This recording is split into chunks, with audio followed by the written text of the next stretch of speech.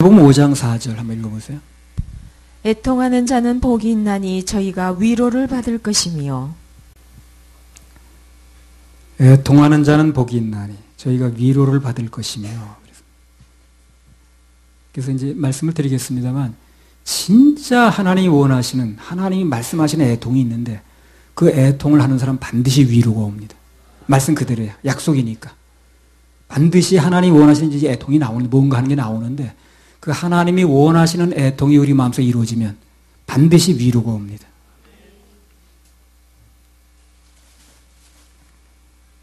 전에 어떤 대학 교수가, 나 누군지 이름이 생각 안 나네, 그 수필을 한번 쓴 걸 본 적이 있거든요.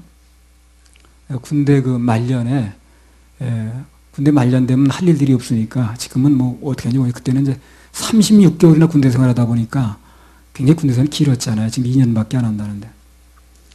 그러니까 이제 말년이 되게 되면은 이제 그 말년 내 제대할 때쯤 됐는데 그 후배가 하나 들어왔는데 극장 간판 그리던 사람이야. 그림을 너무 잘 그리는 거야. 그림 잘 그리대 뭐 어떻게 그냥 길거리를 뭐 이렇게 탁 해가지고 그냥 거리를 탁 그려놨는데 거기 사람 걸어가는 걸 그렸는데 그렇게 아주 잘 그리더라고. 그림은 걔가 그려주고 글은 내가 쓰는 거야. 내 노트에다가. 그 지금도 어디 그 노트가 있을 거예요. 그 겉장은 다 떨어져가지고. 그때 이제 내가 그 수필 하나 다 써가지고 거기 붙여놨거든. 그 내용이 뭐냐면, 한국인은 부둣가에서 울고, 부둣가 어디야? 선창. 극장에서 울고, 노래에서 운다는 거예요. 그리고 많이 운대. 뭐 지금은 이제 잘 먹고 잘 사니까 좀 덜합니다만, 옛날 공항에 가면 다 울었습니다. 공항에 뭐 초상집처럼 곡소리가 그리 많이 났어.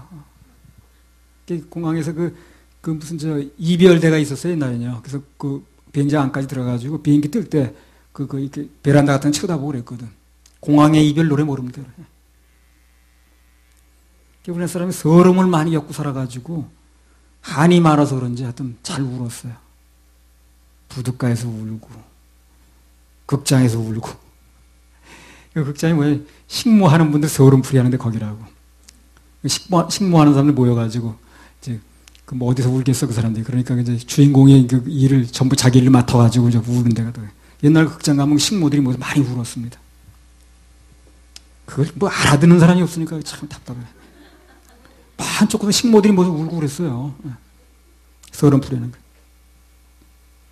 그래서 이제 그 교수가 볼 때 같이 울 수 있는, 거기에 순수하고 속임없는 인간성이 있다. 이렇게 보는 거예요, 이 사람이.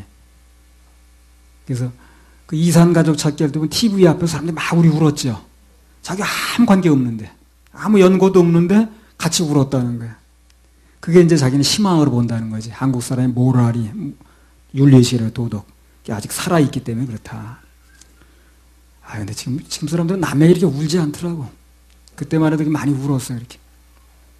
나도 그 이산가족 찾는 거 보면 많이 울었습니다. 같이 울고. 이 세상 살다 보면 참 슬픈 일들이 많아요. 사랑하는 사람과 사별하는 슬픔도 있고, 가족이나 친구를 잃었을 때 슬픔도 있고. 저도 고등학교 다닐 때 이제 경주로 내가 수학여행을 갔거든요. 수학여행 코스가 강원도 그 동해인가 속초인가 어디로 해가지고, 강릉 해가지고 경주로 돌아서 오는 코스였는데, 갔다 오니까 아주 김모라는 우리 동기생이 있었는데, 걔는 이제 회사 일이 바빠가지고 그 수학여행을 같이 못 갔어요.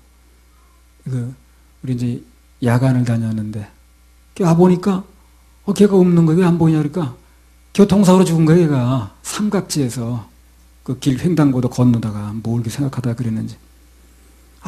그때 얼마나 애통하는 마음이 일어나는지. 근데 내가 이제 학교만 퇴학하고 가려면, 퇴학이 아니라, 퇴근하고 가려면, 하교하고 가려면, 봉천동 살려니까 그 삼각지를 지나가는 거예요. 매주마다 남산 밑에 우리 학교가 있었기 때문에. 거기만 지나가려면 얼마나 눈물이 이렇게 나는지. 한참 그러더라고. 그러니까 여기서 그냥 그렇게 그 사고를 당했구나 하는 생각이 들어가는 게, 이별의 아픔이 제일 슬픕니다, 그게. 이별의 고통을 얘기할 때 우리 뭐라 그럽니까? 단장의 고통이라고 그러죠. 단장. 단장이 뭐야? 찍어봐야 되는 거야? 끊을 단자에다 장, 그 내장할 때 장자거든. 장이 끊어지는 듯한 고통을 이제 겪는 거예요. 그래서 단장의 미아리고개라는 말이 나오는 거예요. 단장의 미아리고개. 소전선에 아세요? 예. 단장의 미아리고개. 미아리 눈물고개. 님이 넘든 이별고개. 화양연기 앞을 가려 눈 못 뜨고 헤매일 때 당신은 철사줄로 두 손 꽁꽁 묶인 채로 뒤돌아보고 또 돌아보고. 단장의 미아리고개라고 해요. 단장. 이별할 때 그렇게 막 장이 끊어진 것 같은 게. 그래서 우리나라 그 가요 노랫말 중에 가장 많은 게 사랑하고 이별이래요. 이별에 관한 노래가 많다는 게. 그 우리나라 사람들이 뭐 교회 다니는 사람은 잘 안 부릅니다만 최고 많이 흥얼거리는 노래가 울고 넘는 박달재래요. 그건 압니까? 그 박달재 제천 가다 보면 지금 이제 고속도로 국도가 크게 뚫려서 안 넘어가는데 옛날 박달재로 넘어서 제천 갔거든요. 그러면 이제 그 박달재라는 그 노래비가 있어요, 여기요. 예. 여기 보면 이제 그게 왜 그 노래가 나왔는가 신문에 나중에 전에 한번 나왔었거든. 예. 젊은 시골 남녀가 막 이별을 하는 거예요, 거기서 이제. 그래서 울면서 막 이별하는데 우연히 그 작곡가든지 뭐 별것도 아니고 그 유랑극단하는 작곡가예요. 그 사람이 비는 추룩추룩 내리고 자기도 이제 그 비 내리니까 공연을 못 해가지고 이제 밥값도 없는 거예요. 이렇게 앉아서 추운 앉았는데 뭘 하는지 했던 그 젊은 남녀가 이렇게 이별을 하는데 울더라 하는 게. 즉석에서 곡을 쓴 거예요, 그게. 그게 울고 넘는 박달재. 눈물이 많아요, 눈물. 예. 승부에서 패배했을 때 막 우는 사람이 있죠. 우리 삶이라는 게 웃음보다는 슬퍼할 일이 더 많고요. 또 눈물 흘릴 일이 많은 게 우리 인생이라고. 자, 여기 오늘 마태복음 5장 4절에서 애통하는 자는 복이 있나니 저희가 위로를 받을 것이며 라고 말씀하실 때의 애통은요, 우리가 지금까지 말한 그런 그 삶 속에 느끼는 애통들이 있죠. 그런 걸 말하는 게 아니에요. 여기서 말하는 애통은. 그러니까 이별하면서 무슨 뭐 눈물 짓는 거, 뭐가 무슨 뭐 그 게임에서 져가지고 뭐 그냥 눈물 흘리는 거, 그런 이제 눈물 얘기라는 게 아닌 거예요. 여기서 말하는 애통은 훨씬 더 차원이 높은 겁니다. 아주 고귀하고 가치 있는 그런 슬픔을 얘기를 하는 거예요. 자, 그러면 우리 그리스도인이 이 세상을 살아가면서 진정으로 가슴을 치면서 슬퍼하고 애통해야 될 것이 무엇인가? 이걸 아는 게 굉장히 중요합니다. 왜 중요합니까? 이걸 알 때 위로가 와요. 그러니까 세상에서 위로가 별로 없어요. 근데 진정으로 주님이 원하시는 애통이 뭔가를 알 때, 그 애통이 우리에게 이루어질 때 하나님이 주시는 하늘로부터는 위로가 옵니다. 이 위로를 받아본 사람은 그 위로의 가치를 알아요. 근데 진정으로 하나님이 원하시는 애통을 해본 적이 없기 때문에 뭐가 뭔지도 모르니까 세상적으로 많이 울고 애통하고 막 가슴을 치고 그게 말로 단장의 미아리고개인데 하늘의 위로가 오질 않는 거예요, 그거는요. 하늘에서 원하는 애통이 아닌 거예요, 그거는요. 우리가 정말 주님이 원하시는 애통이 뭔가 이걸 좀 알 필요가 있어요. 이런 건 이제 우리 교회에 오면 알려주는 거죠. 세상에서 이런 애통이 뭔지를 모르니까, 하늘이 원하는 애통이 뭔지를 모르니까 세상에서 그렇게 애통을 많이 하고 사는데 진정한 위로가 안 오는 거예요. 그래서 우리 그리스도인이 이 세상을 살아가면서 진정으로 가슴을 치면서 슬퍼하고 애통해야 될 그 애통이 무엇인가? 그걸 아는 게 중요하다는 거예요. 그러한 애통을 아는 자가 복이 있다고 그랬으니까. 그래서 오늘은 이 방금 읽은 마태복음 5장 4절 말씀을 통해서 무엇을 애통할 것인가? 이런 제목으로 말씀을 받도록 하겠습니다. 자, 5장 4절 다시 한번 읽어보세요. 애통하는 자는 복이 있나니 저희가 위로를 받을 것이며. 예. 한 번 더요. 애통하는 자는 복이 있나니 저희가 위로를 받을 것이며. 자, 하나님 앞에서 무엇을 슬퍼해야 될 것인가? 무엇을 애통해야 될 것인가? 첫 번째로요. 주의 법을 따르지 않는 자들에 대한 애통이 있어야 돼요.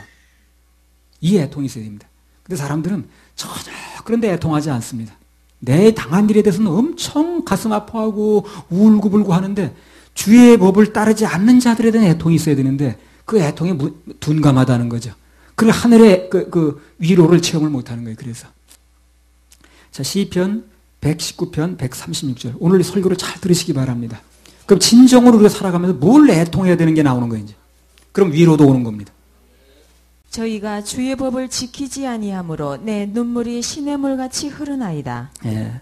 저희가 주의 법을 지키지 아니하므로 내 눈물이 시냇물같이 흐른다. 참 이런 거 보면 격세지감이지. 나는 이런 거 가지고 물어본 적이 없는데, 누가 주의 법을 지키거나 말거나 난 그거 가지고 물어본 적이 없는데, 내 가슴 아픈 일 가지고 엄청 눈물 많이 흘렸지만 억울한 거 가지고. 그러나 누가 주의 법을 어기는 거에 대해 나는 그렇게 물어본 적이 없는데, 그렇게 다 그렇죠. 그러니까 위로가 경험을 못하는 거예요. 그래서 이런 걸 보면 우리가 기도 제목이 또 분명히 나오는 거예요. 뭘 가지고 울어야 될 것인가 기도 제목이 나오는 거예요. 자, 오늘 설교 잘 들으시면 우리가 뭘 가지고 진짜 기도할 제목인가가 나와요. 나도 이거 말씀을 이렇게 받으면서 내가 정말 뭘 기도해야 되는구나. 뭐를 사모해야 되는구나. 어디다가 내 초점을 맞춰야 되는가. 이게 보여지더라고. 이 말씀은 참 유익한 거예요. 그래서 오늘 보게 되는 사람들이 자기 가족이나 또 다른 사람들의 뭐 세상 문제, 세상에서 싹 일 당했다고, 무슨 뭐 억울한 일 당했다고, 뭘 어쩌고 해가지고, 누가 고난을 당했다고, 무슨 그냥 막 이런 거 가지고, 그 인생 문제에 대해서는 아주 관심이 많아요. 공감도 하고, 분노도 하고, 눈물도 같이 흘리고. 그런데 정작 애통하고 슬퍼야 될 그들의 영적 상태. 이건 무관심한 거예요. 진짜 슬퍼야 될 게 그건데. 아까 말씀드린 현실은 정말 그게 현실인데. 자신의 부모가 됐든 배우자가 됐든 자녀가 됐든 친구가 됐든 그들이 구원받지 못하고 지옥으로 빠져가는 거, 그들이 가야 될 그 지옥의 고통에 대해서 애통하는 마음이 있어야 되거든요. 애통하는 마음이 있으면 위로가 된다고 그랬죠. 위로가 뭡니까? 구원받는 것입니다. 애통하는 마음이 위로가 온다고 그랬잖아요. 그 위로가 뭐겠습니까? 구원받는 것입니다. 그런데 애통하는 마음이 없다 보니까 구원도 안 되는 거예요. 그래서 온갖 것을 다 애통하는데 정말 영적인 상태에 대해서 저들이 지옥 가는 건데 애통하는 마음이 없는 거예요. 애통이 와야 위로가 오는 건데 그 위로가 구원이라니까요. 난 이 말씀 받으면서 얼마나 많은 도전을 받은 거예요. 세상에 뭐가 기분 나쁘고 그냥 막 성질나고 그런 건 세고 쎘는데, 그런 건 막 그냥 막 열받고 사는데 정말 애통할 걸 안 하는 거예요. 그러니까 정말 진정한 위로를 받지 못하는 거예요. 그 위로가 영원 구원인데. 오늘 그리스도인의 마음속에 그런 애통이 별로 없다는 겁니다. 그런데 흘리는 눈물보다는 엉뚱한 것을 슬퍼하고 분노하고 그런 경우가 많은 거예요. 하나님께 맡겨드릴 세상 일에는 너무나 많은 힘을 소진해버리는 거죠. 그리고 그냥 거기다 그냥 모든 걸 걸고 앉았는 거예요. 빌립보서 3장 18절.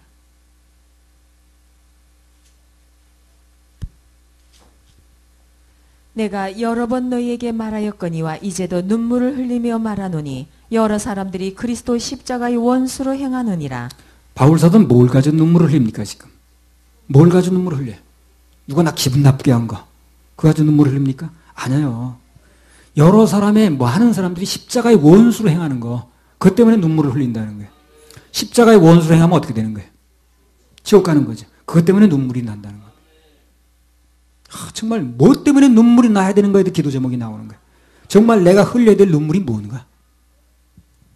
바울은 사람들이 예수님께서 십자가에서 흘리신 보혈이 있는데 그 공로만을 믿지 않고 사단에게 속아서 자신을 믿는다든가 종교를 믿고서 하는 거에 대해서 애통한다는 거예요.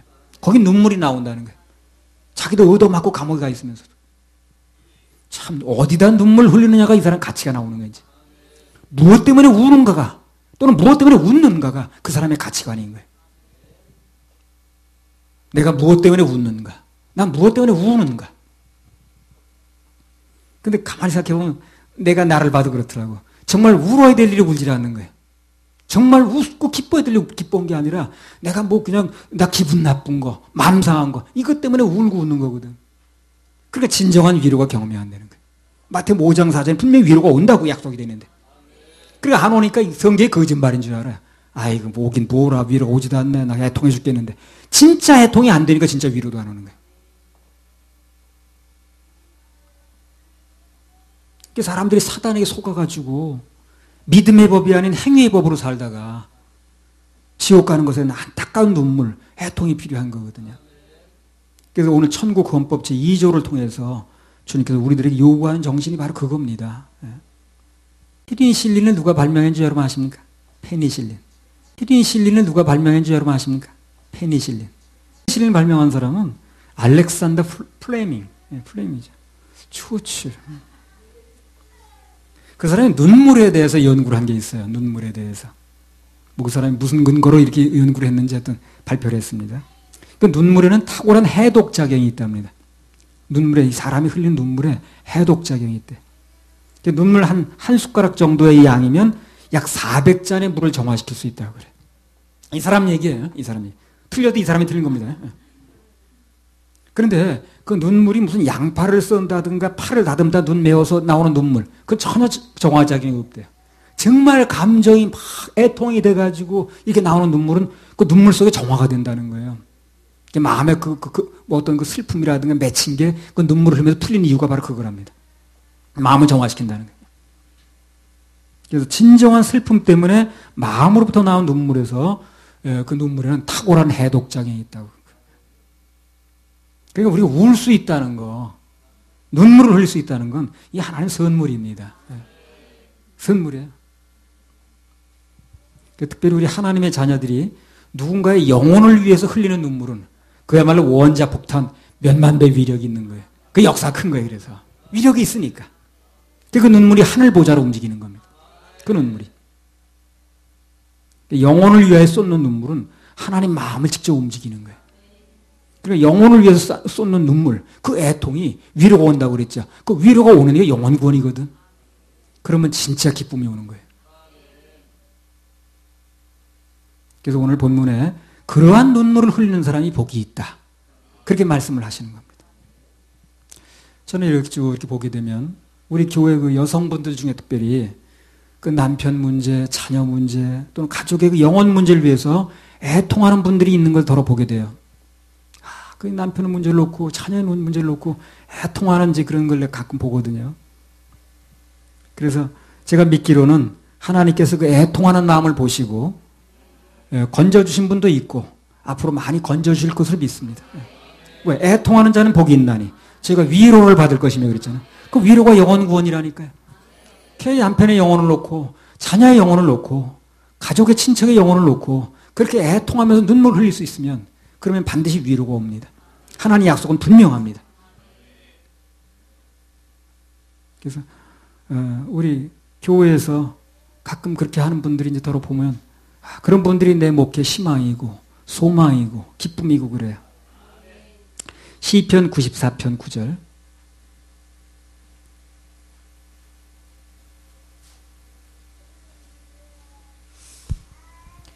귀를 지으신 자가 듣지 아니하시랴. 눈을 만드신 자가 보지 아니하시랴. 그래요. 여기 이 말씀대로 귀를 지으신 자가 들으시고 눈을 만드신 자가 눈물을 본다는 겁니다.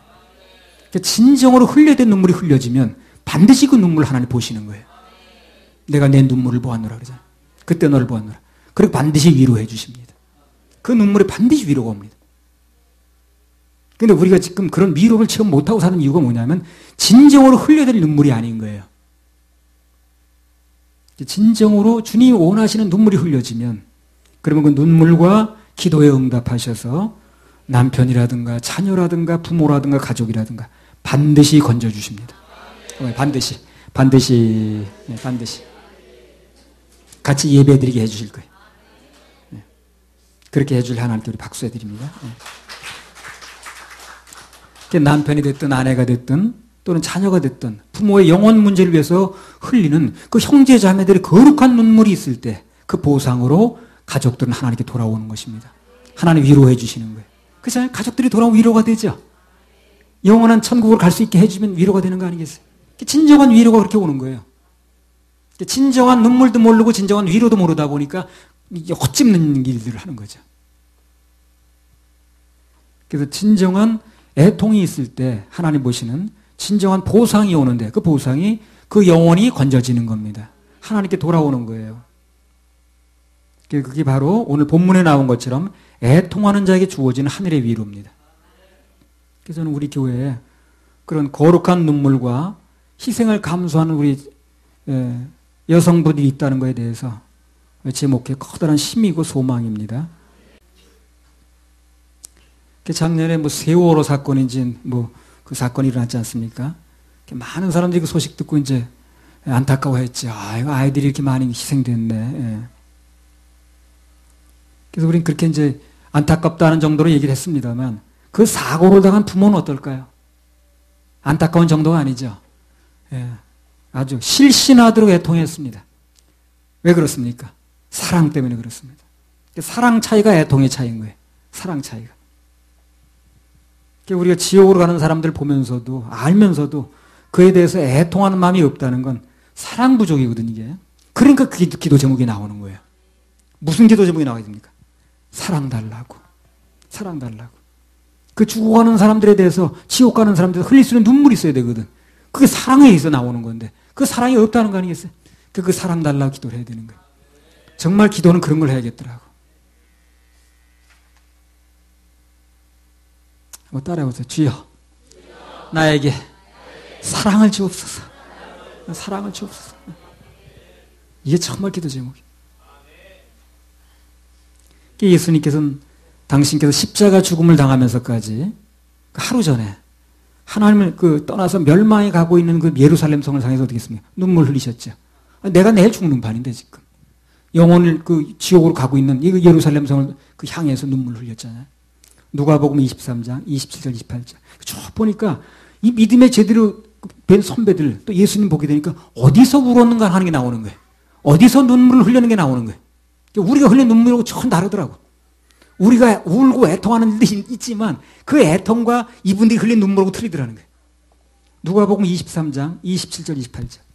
또 백성과 및 그를 위하여 가슴을 치며 슬피 우는 여자의 큰 무리가 따라오는지라 예수께서 돌이켜 그들을 향하여 가라사대 예루살렘의 딸들아 나를 위하여 울지 말고 너희와 너희 자녀를 위하여 울라. 이 여자들이 따라오면서 막 우는 거예요. 예수님 젊은 나이에 희망을 걸고 쫓아다녔는데 틀림없이 사형 선고 받게 생겼거든요. 지금 유대인들이 하는 짓을 볼 때. 그러니까 예수님 신세 생각해가지고 막 울고 따라오는 거예요. 예수님 날 위해서 울지 말아라. 너희와 너희 자녀를 위해서 울어. 너희와 너희 자녀가 어떻게 될 것인가? 저들이 어느 길로 갈 것인가? 이거에 대해서 울어라. 나 때문에 울지 말고. 그러니까 이 시대에 우리에게는요. 정말 필요한 게 그거예요. 다른 사람들의 영혼을 위해서 울어줄 수 있는 그건 눈물이 필요한 겁니다. 눈물을. 눈물을 주옵소서. 이거 정말 중요한 기도죠. 한번 따라하세요. 주여, 눈물을 주옵소서. 하나님께 올린 기도입니다, 이거. 1740년에 18세기인가요? 그 러시아에 이제 안나라는 그런 그 여황제가 있었답니다. 안나 이브노브인가 뭔가.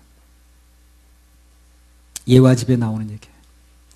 근데 그 여자 너무 사치를 좋아해가지고 순 얼음으로만 궁전을 지었대요. 순 얼음으로만 화궁전을 지은 거예요. 그러다 보니까 그 궁전 안에 있는 거 다 뭘로 만들까요? 다 얼음으로 만드는 거예요. 얼음으로 뭐 그냥 샹드리아도 만들어 붙이고 얼음으로 그냥 오렌지 나무도 만들어 가지고 세워놓고 얼음으로 된 조각품들을 전부 세워놓고 색색으로 막 칠해가지고 얼음으로 이렇게 만들어 놓은 거예요. 궁전 자체를 얼음으로 만든 거예요. 그럼 날이 풀리면 어떻게 되는 거예요?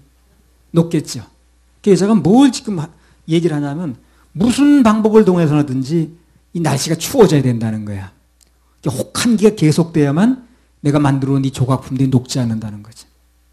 근데 그 백성들은요, 그때 뭘 하고 있었냐면 빨리 혹한기가 지나가야 돼. 얼어 죽으니까. 하여튼 날이 풀려야 뭘 어떻게 해야 되는 건데 계속 혹한기가 계속되니까 얼어 굶어 죽는 사람이 엄청 많은 거예요. 근데 여왕이라는 사람은 앉아가지고 얼음 안 녹게 해달라고 해서 이제 이 혹한기가 계속되길 바라는 거예요. 정반대죠, 그죠? 백성들은 빨리 얼음이 녹길 바라고 혹한기가 지나길 바라는데 이 여왕이라는 사람은 앉아가지고 이 혹한기가 계속되길 바라는 거예요. 안 녹길 바라는 거예요. 정반대죠. 근데요, 이게 사실상요, 잘 몰라서 그렇지. 우리가 그럴 수가 있는 거예요, 지금요. 우리가. 주님의 심정은 뭡니까? 죽어가는 영혼들에 대해 관심이 있죠, 그분은요. 그래서 그 영혼들이 살아나야 되는데 지옥 가지 말아야 되는데 그 지옥을 다 벌이 보고 있는 분이 그걸 모르겠냐고. 우리 지옥을 눈으로 안 봤으니까 모를 뿐이지. 이게 너무 답답한 거예요. 근데 우리는 그분이 갖는 관심하고는 반대 관심을 가지고 있는 거예요. 그분이 갖는 관심을 나도 같이 봐야 되는데 나는 전혀 다른 거에 관심이 있는 거예요. 내 삶에 빠지고 내 문제에 빠져가지고 죽어가는 영혼들 건지고자 하는 하나님의 심정하고 우리가 관심하고 다른 거죠 지금. 그러니까 그 얘기나 백성들은 혹한 게 빨리 지내가지고 날이 풀길 바라는데 여왕이라는 사람 앉아가지고 혹한 게 계속되길 바라는 거나 똑같죠. 똑같은 거예요 그게.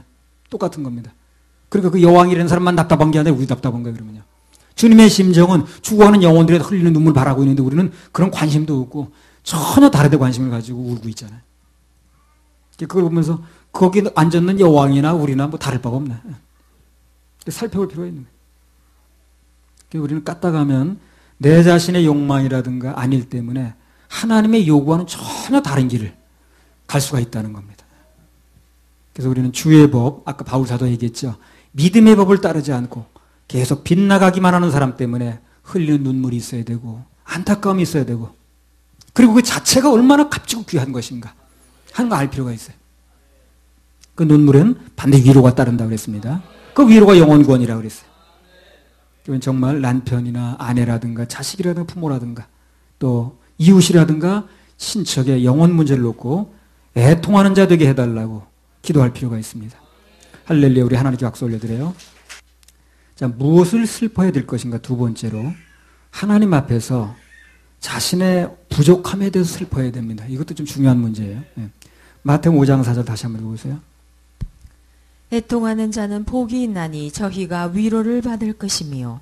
그래서 우리가 이제 타인의 영혼 문제를 놓고 그것을 위해서 애통할 필요가 물론 있다고 지금 일대에서 말씀드렸습니다. 그리고 그것은 반드시 위로가 온다고 그랬어요. 근데 그거 못지않게 중요한 게 또 하나 뭐냐면 나 자신의 영혼 문제를 살펴보고 내 영의 헐벗었음에 대해서 흘린 눈물이 필요합니다. 이거 우리가 가끔은 한번 볼 필요가 있어요. 안 그러면 내가 무슨 상태인지도 모르고 막 넘어갈 수 있거든. 그 신문에서 한번 봤는데 전쟁터에서 아들이 죽었어. 그러니까 막 그 아들을 놓고 막 시신을 놓고 막 울더라고. 그 처절한 모습이 그 신문 기사에 뭐 로이터 통신인가 거기 이제 뭐 연합통신인가 그 기사로 나왔었거든요. 오늘 본문이 말씀하신 애통은 이제 그런 정도 애통을 얘기를 하는 거예요. 그냥 남의 초상집에 가가지고 그냥 형식적으로 애고하는 그런 거 말고. 여기서 애통, 사랑하는 사람이 죽었을 때 그 애통, 그런 정도의 애통을 얘기를 하는 겁니다. 그래서 여기 마태복음 5장 4절의 말씀을 다시 한번 쓴다면 이렇게 쓸 수가 있겠네요. 사랑하는 자의 죽음을 애도하는 것과 같이 그렇게 나의 영혼 문제로 애통하는 자는 하늘의 위로를 받을 것이며 이렇게 바꿔 쓸 수 있어요. 그래 재해석할 수가 있습니다. 잠언 14장 9절.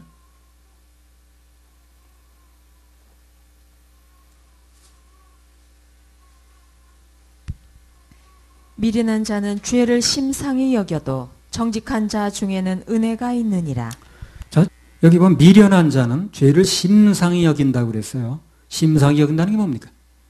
대수롭지 않게 여기는 거죠. 하찮게 여기는 거예요. 그 죄를 하찮게 여기는 사람이 뭐예요? 미련한 사람이라는 거예요. 가장 심각한 현상 중에 하나가 뭐냐면 세상 사람들도 물론 당연히 물론 말할 것도 없고 사람들이냐. 우리 그리스도인들마저도요. 죄를 너무 심상히 여기는 거예요. 아이 다 용서된 건데 뭘. 진짜 죄에 대해 용서를 체험한 사람은 그렇게 말하지 않습니다. 박사로 된다고 말하지 않아요.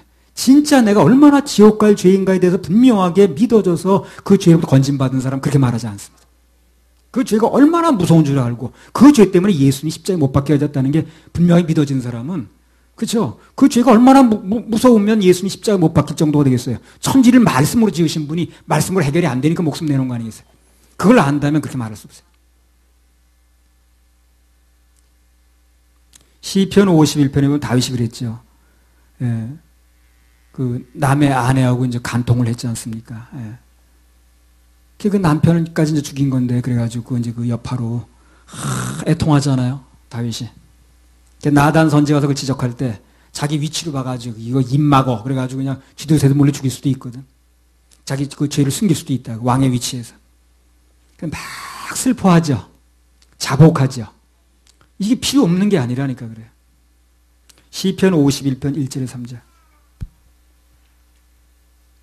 하나님이여 주의 인자를 쫓아 나를 긍휼히 여기시며 주의 많은 자비를 쫓아 내 죄과를 도말하소서. 나의 죄악을 말갛게 씻기시며 나의 죄를 깨끗이 지하소서. 대전하는 내 죄과를 아오니 내 죄가 항상 내 앞에 있나이다. 네. 다윗이 그 자기 죄를 놓고 얼마나 비통해야 합니까? 이 구원 못 받아 지옥 갈까 봐 하는 얘기가 아니라 그게 아니고요. 그 죄에 대해서 너무 비통하게 여기는 거예요, 지금요. 아주 안타깝게 생각하고 애통하고. 그래서 하나님 앞에서 자기 그 지은 죄에 대한 심각성을 보니까 비로소 뭘 구합니까? 주의 인자를 구하는 거예요. 주의 인자를. 죄의 심각성이 인식이 될 때 인자를 구하게 돼 있어요. 죄가를 도말해달라고 간절한 기도가 나와요. 그래서 어느 누가 됐든 간에 자기의 허물과 죄에 대해서 비통하게 생각하지 않으면 그런 사람은 삶에서 변화가 되질 않든가 아니면 아주 늦습니다. 그러니까 뭐 그냥 내가 그렇게 사는 거지 뭐 그렇게 안 살아서 세상에 누가 있나 이런 사람은 변화가 없어요. 죄에 대해서 심상히 여기는 사람은 하찮게 여기는 사람은 하나님 별로 의뢰할 것도 없는 거예요. 별로 의뢰할 것도 없죠. 내 힘으로 안 된다는 게 분명하게 드러났을 때 하나님 의뢰하는 건데 그죠? 근데 그게 대수롭지 않게 여겨버리니까 하나님 의뢰할 게 없는 거예요. 그리고 그 죄를 십자가에서 해결하신 주님에 대한 감사가 별로 없겠죠. 그죠? 그 죄의 심각성이 느껴질 때 그 죄가 용서된 거에 대한 감사가 나오는 건데 그 죄에 대한 심각성을 못 느끼면 감사도 별로 없는 거예요. 아이 뭐 그거 해주신 거예요. 그냥 뭐 구원해 주신 거야.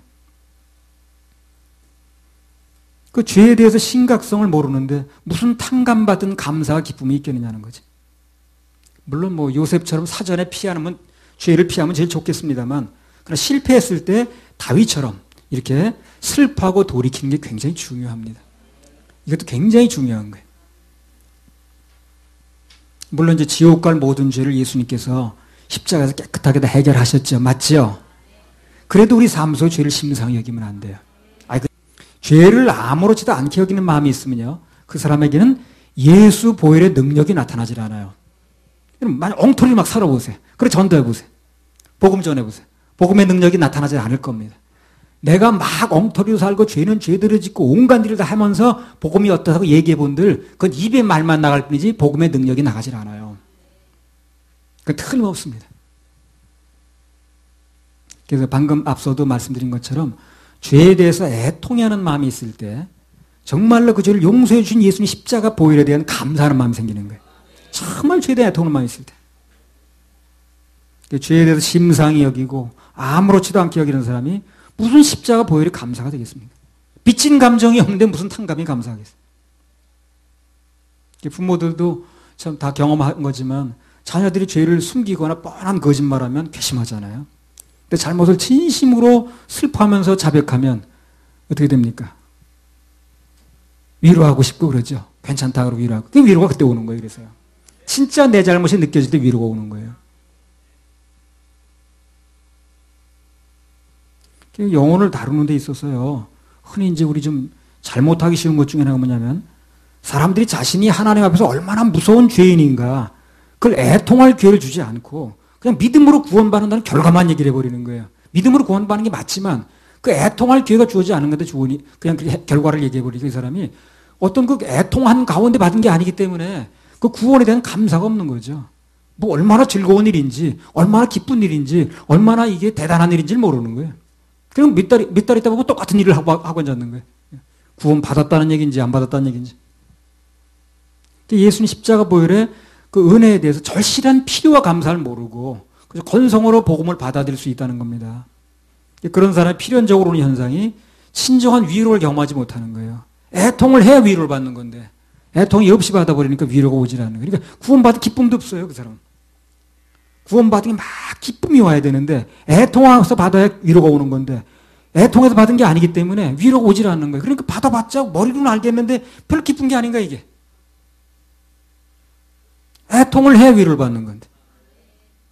그러니까 구원은 받았다면서 전혀 기쁨도 없고 그냥 막 그런 거예요. 뭐 그냥 받은 거네. 예. 이런 사람은 애통 없이 받아가지고 위로가 없는 거예요. 그러니까 뭐 몇 명 받아 숫자가 중요한 게 아니라 천국에 들어가는 숫자가 중요하거든요. 그 뭐 오재민가 뭐 그거 많이 던진 게 중요한 게 아니죠. 그거 몇 개 담겨 있는 거 중요하죠. 그러니까 우리 숫자로 자꾸 생각하지 말고 1년에 한 명을 건져도 정말 뭡니까? 유사품 아닌 그렇게 할 필요가 있는 거예요.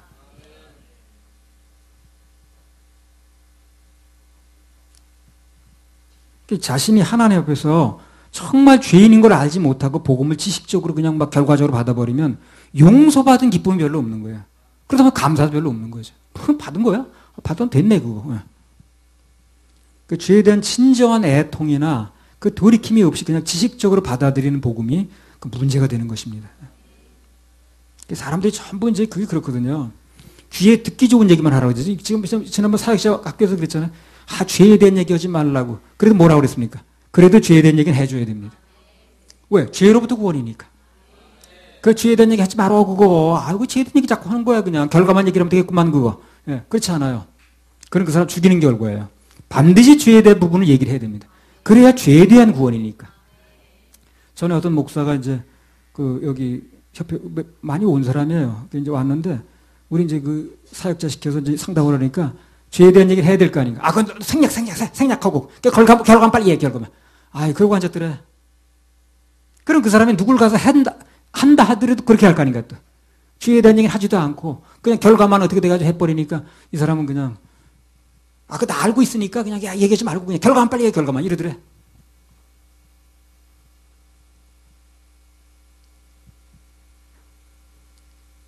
죄에 대한 진정한 애통이나 돌이킴이 없이 그냥 지식적으로 받아들이면 그 다음이 문제입니다. 기쁘지도 않고 감사도 없고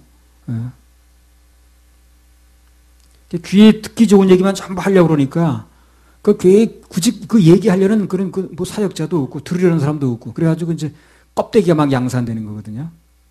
그러니까 죄에 대한 부분을 분명히 얘기를 해서 안 받으면 그만인 겁니다. 어차피 안 되는 거니까 여기서는. 당연히 죄에 대한 애통이 없는 거예요. 이제 우리 시대 문제가 바로 그겁니다. 마가복음 7장 20절에 23절.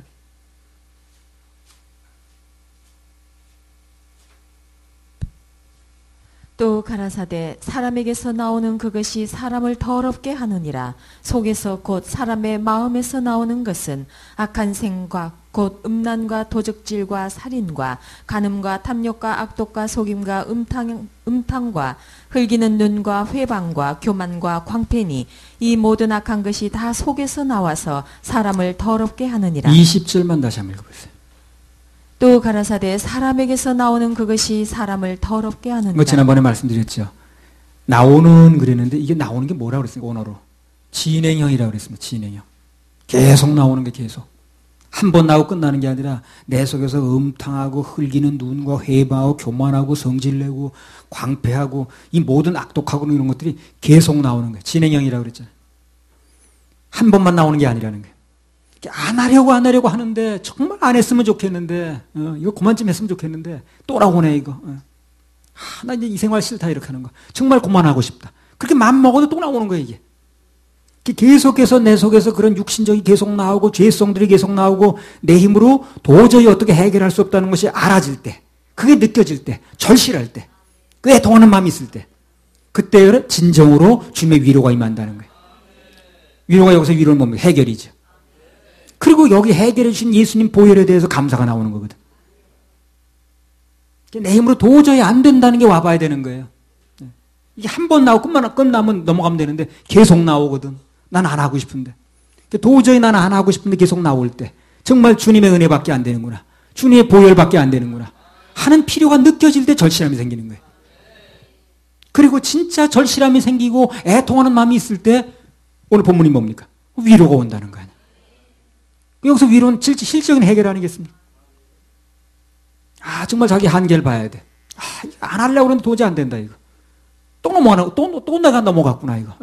정말 내 한계를 보고 내가 정말 절실해질 때, 그때 위로가 오는 거예요.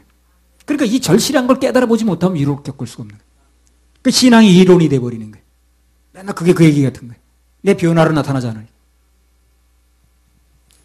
진짜 자신의 진정한 한계와 그 모습을 본 자만이 하나님으로부터 오는 진정한 위로를 경험할 수가 있습니다. 희열을 느끼게 되는 거예요. 신앙이 실질적이 되는 겁니다. 로마서 7장 23절에 25절. 그리고 자기 한계를 느낀다는 게 뭐예요? 자기를 볼 수 있어야 되는 거예요. 자기를 안 해보려고 하고 내가 이것의 문제점을 느껴야 되는 거지. 그 심상에 가서는 안 되는 거예요. 아, 이건 내 정말 버려야 될 문제다. 이건 정말 해결해야 될 문제다. 하는 게 분명히 절실해졌을 때 그게 또 무너질 때에 자기 한계가 오는 거 아니겠어요? 근데 심상에 넘겨버리면 한계 느낄 것도 없는 거예요. 안 해버리면 그만이니까. 내 지체 속에서 한 다른 법이 내 마음의 법과 싸워 내 지체 속에 있는 죄의 법 아래로 나를 사로잡아 오는 것을 보는도다. 오호라 나는 곤고한 사람이로다. 이 사망의 몸에서 누가 나를 건져내랴. 우리 주 예수 그리스도로 말미암아 하나님께 감사하리로다. 그런즉 내 자신이 마음으로는 하나님의 법을 육신으로는 죄의 법을 섬기노라. 예, 그래서 로마 3장에 보던 바울 사도가 이미 죄의 법, 의롭게 되는 법으로, 믿음의 법으로 구원받았다는 얘기가 나옵니다. 그렇죠? 로마 3장 읽어보세요. 근데 살아가면서 이게 보이기 시작하는 거예요. 괴로운 거예요. 그게 넘어가면 그만인 거예요. 나 구원받았는데, 이 바울은 그렇게 하지 않았어요. 내 육신에 또한 죄성이 아직 남아있어서 막 싸우는 거, 내가 한계에 부딪혀보는 거, 이겨보려고 노력했지만 안 되는 거, 이때 분명한 내 어떤 절실함이 느껴졌을 때, 주 예수 그리스도로 말미암아 감사리로다. 정말 예수에 대한 감사가 나오는 거기서. 여기 바울 사도처럼 내 속에서 주의 법에 대해서 대적하는 또 하나의 나, 원치 않는 나에 대해서 고통을 받아본 경험이 있는 자만이 우리 주 예수 그리스도로 말미암아 하나님께 감사하리로다 하는 고백이 나올 수가 있는 거예요. 그걸 쌓아보지 않은 사람은, 그걸 느껴보지 않은 사람은 예수가 얼마나 귀중한 건지, 예수님이 해주신 이 용서가 얼마나 좋은 건지를 모르는 거예요. 아, 정말 계속해서 나오는 죄.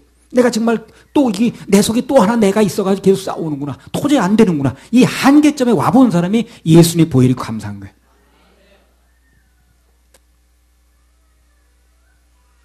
시편 34편 18절. 여호와는 마음이 상한 자에게 가까이 하시고 중심에 통회하는 자를 구원하시는도다. 예, 그러니까 내 속에 내가 원치 않는 또 다른 나로 인해서 애통해하는 마음이 있을 때 그 마음이 참 복된 마음입니다. 아, 내가 원치 않는 내가 또 하나 있구나 내 속에. 나 이거 원치 않는데 정말 이러한 내가 싫어. 근데 이 나가 있다. 이때 절실하게 이 내가 정말 있다는 걸 느껴졌을 때, 이걸 한계를 극복하고 싶을 때, 그때 예수가 필요한 거예요. 그 예수님에 대한 마음이 절실해지는 겁니다. 그때 위로가 임한다는 거예요. 애통하면 반드시 위로가 임한다 그랬어요. 약속이거든 이게. 애통하는 자는 복이 있나니 저희가 위로를 받을 것이며. 그래서 애통하는 자는 분명히 하늘에서 위로가 임한다고 그랬습니다. 그런 위로가 왜 임하지 않는가? 지금까지 말씀드린 그대로입니다. 하나님 앞에서 내 모습에 대해서 진정으로 인정하지도 않고 애통해하지도 않으니까, 그러니까 위로가 올 수가 없는 거예요. 그렇게 기껏 한다는 말이 무슨 말입니까? 아, 세상 다 그런 거지 뭐. 아유, 어쩔 수 없던 말만 자꾸 하는 거. 어쩔 수 없단 말. 어쩔 수 없다고 그러지 말고 이것을 내가 분명한 문제의식을 알아서 주님께 맡길 수 있어야 되는 거예요. 그게 어쩔 수 없다고 넘어가는 게 정상이 아닙니다. 그게. 그걸 정상으로 생각하지 마세요. 기껏 한다는 말이 세상살이 다 그런 거지 뭐. 요즘 아주 그런 노래가 나왔더라고. 세상살이 다 그런 거지 뭐 시계 바늘인가 무슨 바늘인가 노래 그런 게 있더라고. 세상살이 다 그런 거래. 다 그런 게 아니에요. 그렇지 않은 게 정상인데 안 되니까 주님께 매달리는 거예요. 그 주님의 은혜를 구하는 겁니다. 그때 위로가 온다고 그랬죠. 해결이 없는 게 아니에요. 내가 자꾸 합리화시키고 그냥 뭐 문제의식을 안 삼고, 아까 뭐 범상이라고 그랬나 무슨 심상이라고 그랬나. 내 모습에 대해서 애통이 안 되는 주된 이유가 뭐냐면 하나님 앞에서 정직하지 못한 겁니다. 자꾸 핑계를 대는 거예요. 다 그런 건데 다 그렇지 않습니다. 안 그런 사람도 있어요. 아, 그렇게 말하는 목사는 죄 안 짓고 샀나 뭐. 아, 다 그런 거지 뭐. 아니, 목사 기준하지 마세요, 여러분이요. 빛 대신 예수를 기준해야지. 그렇잖아요. 말씀을 기준해야지 무슨 목사를 기준하는 거야. 말씀 기준해야 내 모습이 정확히 보이는 거 아니겠어요? 그래야 주님께 내가 뭘 의뢰할 게 생기는 거예요. 그때 위로가 온다고 그랬잖아요. 그때 위로가. 내 기준은 예수님이죠. 사람이 아닙니다. 어떤 사람은 이렇게 말하는 사람도 있더라고요. 형무소 안에 있는 사람은 들킨 죄인이래. 밖에 있는 사람은 안 들킨 죄인이래. 그 뭐란 얘기야 지금? 다 죄인이란 얘기죠. 아, 그러니까 나도 내가 뭘 이러더라니까. 형무소 안에 있는 사람은 들킨 죄인, 형무소 밖에 있는 사람은 안 들킨 죄인. 그게 다 죄인이란 얘기야. 그러니까 다 죄인인데 내가 뭘, 자기도 그렇게 산다는 얘기야. 죄에 대해서 도대체 민감하지가 않아. 그러니까 변화도 없고 애통도 없고 바울 사도처럼 결국에 그 애통해 봐야 자기가 안 된다는 걸 알아봐야 주 예수 그리스도의 은혜가 얼마나 감사하다는 걸 알게 되는데 주 예수 그리스도의 은혜로 인하여 내가 감사하리로다 그러잖아요. 시편 32편 3절 내가 토설치 아니할 때에 종일 신음함으로 내 뼈가 쇠하였도다. 네. 토설치 않는다는 게 인정치 않는 거거든요. 그런 마음에는 진정한 위로와 평화가 임하지 않습니다. 네. 인정을 해야 되는 거예요. 인정 안 하면 위로도 안 하고 평화가 임하지 않아요. 아무리 내가 그럴 수밖에 없었다고 합리화시켜도 그게 하나님 앞에서 안 통한다는 거예요. 그게 안 통한다니 뭘 보고 할 수 있냐면 내가 그런 생각을 가지고 아무리 날 합리화시켜도 내 마음 평안이 없다는 거예요. 그게 안 통한다는 얘기거든. 그게 통했으면 마음 평안이 와야 됩니다. 그런데 내 마음에 평안이 안 온다는 게 통하지 않았다는 거거든요. 나 그럴 수밖에 없었어. 나는 뭐 그럴 수밖에 없는데 뭘 그래. 아무리 그렇게 자기 합리화시켜도 내 마음에 시원하지 않고 평화가 안 왔다는 건 하나님 앞에 안 통했다는 거예요. 그게. 통했으면 반드시 평화가 옵니다. 시원하게 돼 있어요. 우리 삶 속에서 죄와 허물은요. 해결권자인 하나님 앞에 솔직하게 토해놓고 그분으로부터 해결을 받아야 됩니다. 솔직하게 털어놓고 내 한계를 얘기를 하면 위로가 와요. 위로가 옵니다. 오나 안 오나 한번 해보세요. 이건 약속이니까. 애통하는 자는 복이 있나니 저희가 위로를 받을 것입니다. 그 위로라는 건 해결되면 위로가 오는 거예요. 영혼이 구원받으면 위로가 오는 겁니다. 그러면 내 마음에 평안이 있고 평화가 있습니다. 그러니까 내 자신하고 타협할 필요가 없더라고.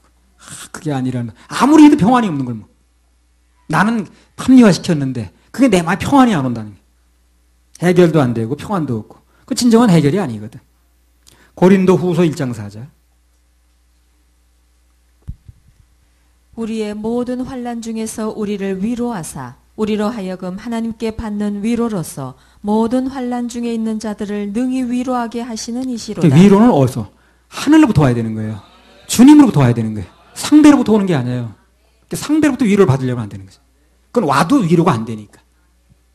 진정한 위로가 되질 않아요. 위로는 하늘로부터 와야 됩니다. 그래야 진정한 위로가 돼. 진정한 위로가 필요하겠죠. 그죠? 일시적인 위로 받아보면 뭐 하냐고. 그건 진정한 위로가 되질 않는데. 나 자신이 나를 위해서 그 합리화시키는 건 그건 미봉책이라. 계시록 21장 3절 4절. 내가 들으니 보좌에서 큰 음성이 나서 가로되 보라 하나님의 장막이 사람들과 함께 있음에 하나님이 저희와 함께 거하시리니 저희는 하나님의 백성이 되고 하나님은 친히 저희와 함께 계셔서 모든 눈물을 그 눈에서 씻기심에 다시 사망이 없고 애통하는 것이나 곡하는 것이나 아픈 것이 다시 있지 아니하리니 처음 것들이 다 지나갔음이러라. 하나님의 위로는 이런 것입니다. 어떻습니까? 영원하죠. 그죠? 다시 그런 일이 없다 그러죠. 하나님의 위로는 영원한 것입니다. 일시적이 아니에요. 그러니까 나를 통해서 내가 합리화시켜서 하는 것은 그때 임기응변이지 또 나타난다는 거예요. 그러니까 위로가 되질 않아요. 진정한 위로는 영원히 변치 않습니다. 하늘로부터 오는 위로 그런 거예요. 우리 하나님은 위로의 하나님이심을 믿으시기 바랍니다. 복음성가 가사에 나오잖아요. 많은 사람 찾아와서 나의 친구가 되어도 병든 몸과 상한 마음 위로받지 못했다고. 그런 가사 있죠. 그러니까 사람으로부터 위로가 오는 게 아니라는 거죠. 그렇게 겪어보니까 그렇더라는 거죠. 진짜 위로는 어디서 온다는 거예요? 하늘에서 왔다는 거죠. 사람의 위로는 능력이 없습니다. 그리고 일시적이에요. 그래서 해결이 안 됩니다. 그래서 하나님의 위로는 우리의 문제를 근본적으로 해결해 준 위로거든요. 그래서 그 위로를 받아야 됩니다. 그것은 바로 그분만이 해결자라는 절실함이 있을 때, 그 절실함이 있으려면 내 자신을 알아야 된다는 거예요. 그러면 하늘도 위로가 옵니다. 그러면 영혼을 위해서 흘리는 눈물에는 영혼이 건져지는 위로가 오는 것이고, 내 자신의 한계 때문에 흘리는 눈물이라면 그 한계가 해결이 되는 거예요. 내려놔지는 겁니다. 나를 버릴 수 있게 되는 거예요. 나는 이 마태복음 5장 4절에 애통하는 자는 복이 있나니 저 위로를 받을 것, 이 한 구절 속에 이런 말씀 들어있는지 몰랐어요. 이 한 구절 속에. 그래서 정말 절실하면 정말 한계에 부딪히고 야 이건 내 머리 가지고 도저히 되는 일이 아니다 해가지고 고민하고 절실하고 하나님의 은혜를 구하면 위로가 온다고 그랬죠. 위로가 뭡니까? 말씀 주는 겁니다. 말씀 주는 거예요. 실질적인 위로가 아니겠어요? 누가 아유 고생 것입니다. 목사님 수고 많이 합니다. 그래서 위로가 되는 거예요. 말씀이 와야 위로가 되는 거죠. 그러니까 정말 절실하면 위로가 온다고 말이에요.